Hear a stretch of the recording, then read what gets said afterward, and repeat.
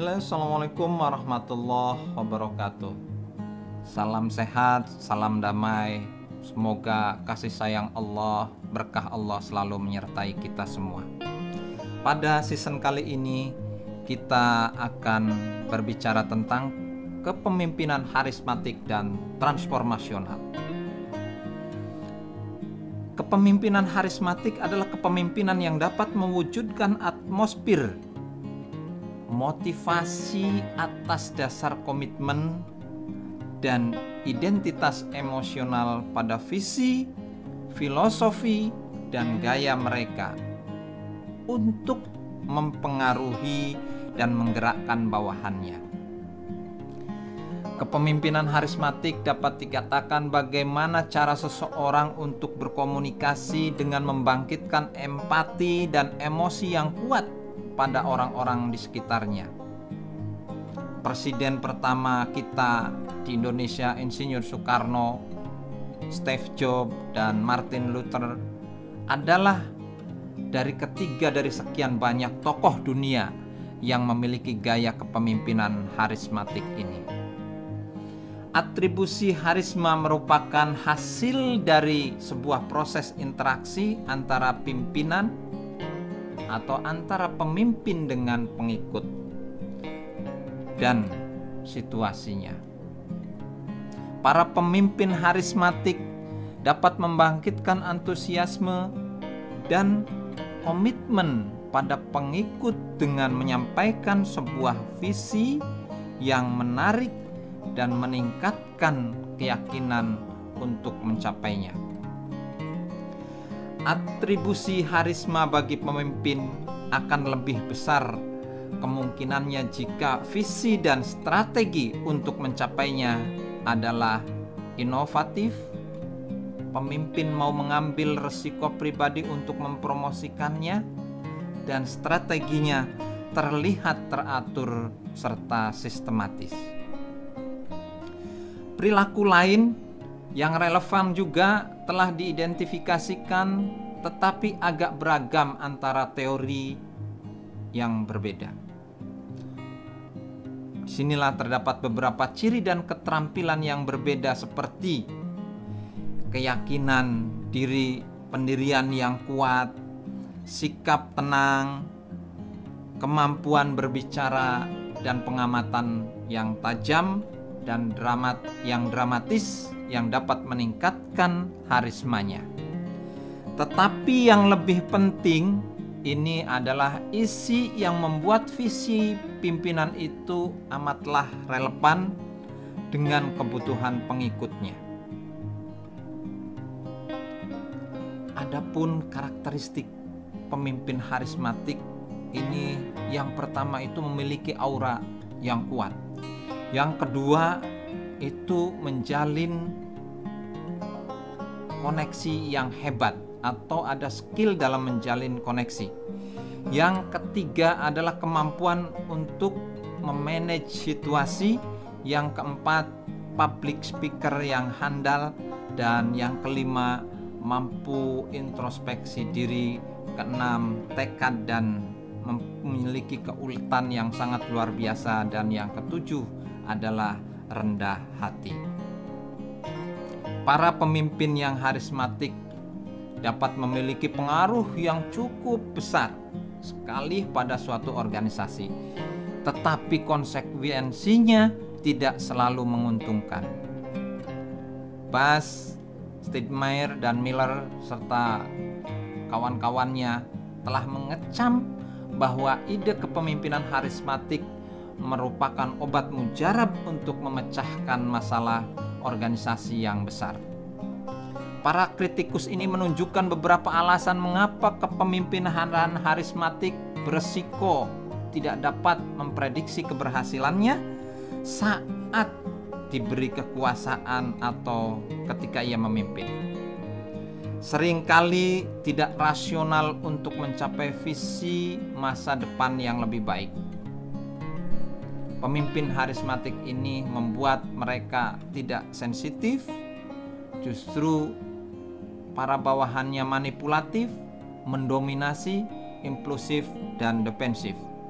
Tetapi ketika kita ngomong tentang kritikus tadi berarti ada harismatik yang negatif dan ada pemimpin harismatik yang positif. Mereka berusaha untuk menanamkan kesetiaan pada sasaran ideologi, ya, dan yang lebih besar lagi kemungkinannya untuk memiliki pengaruh yang menguntungkan pada organisasi tersebut.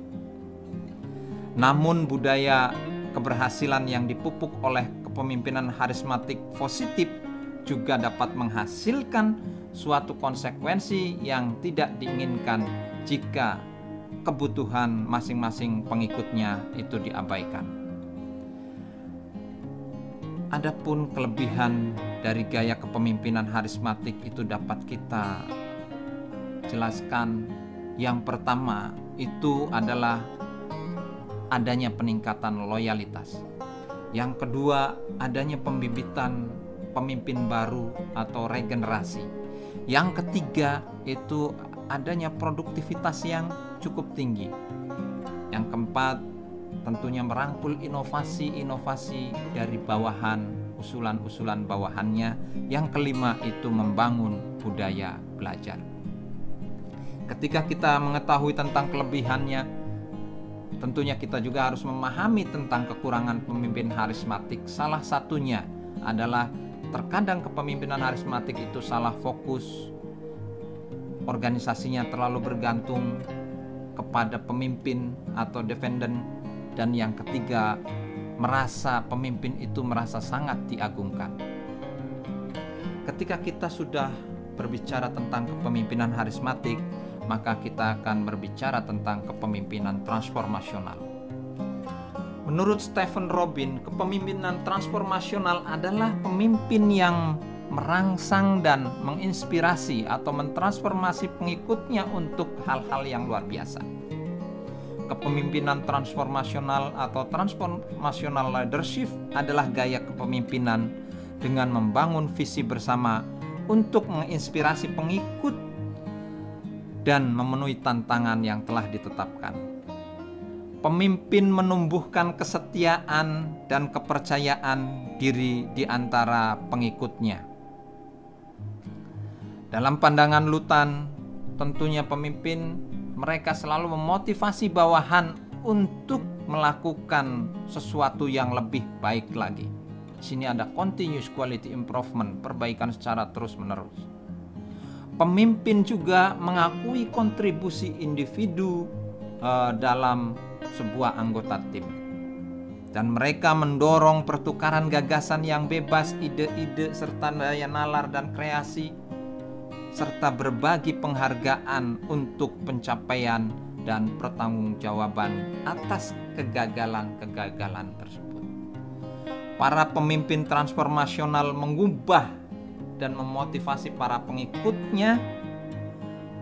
Waktu membuat mereka lebih menyadari tentang pentingnya tugas-tugas yang harus dikerjakan. Membujuk mereka untuk mementingkan kepentingan tim atau organisasi mereka dibanding kepentingan pribadi. Mengaktifkan kebutuhan mereka yang lebih tinggi serta mengembangkan keterampilan-keterampilan dan keyakinan pengikut untuk menyiapkan mereka mendapatkan tanggung jawab yang lebih banyak dalam sebuah organisasi yang memberikan kewenangan tersebut. Para pemimpin memberikan dukungan dan dorongan saat diperlukan untuk mempertahankan antusiasme. Disinilah ada relevansinya dengan konsep Ki Hajar Dewantoro Ingar Sosung Tulodo ing Madyo Mangunkarso Tutwuri Handayani.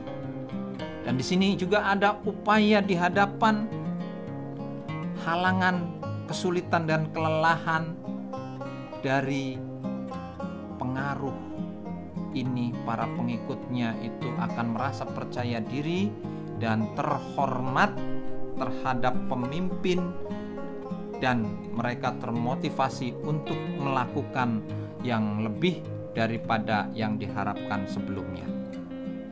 Mengapa kepemimpinan transformasional itu penting dalam sebuah organisasi, baik itu di pendidikan, pemerintah, ataupun di politik? Ada 4 aspek yang membuat kepemimpinan transformasional semakin penting dalam sebuah organisasi, baik itu di pendidikan, pemerintah, dan yang lainnya. Yang pertama, menjadi panutan ideal. Yang kedua, menginspirasi dan memotivasi, serta memperlihatkan dan memperhatikan bawahannya dan selalu memberikan stimulasi atau stimulan intelektual agar ia berpikir kreatif dan luar biasa. Metode kepemimpinan transformatif ini dalam pandangannya Durbin, tentunya ini dapat satu, mengubah kultur organisasi.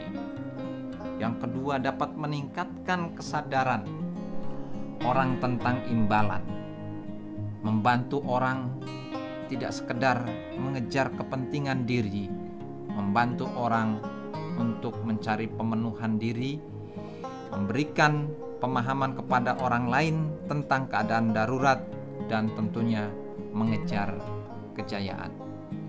Teori kepemimpinan harismatik dan transformasional menekankan bahwa proses emosional adalah sama pentingnya dengan proses rasional, dan tindakan simbolis adalah sama pentingnya dengan perilaku instrumental. Teori ini tentunya dapat memberikan wawasan baru dalam berorganisasi. Demikian, semoga ada manfaatnya. Wassalamualaikum warahmatullahi wabarakatuh.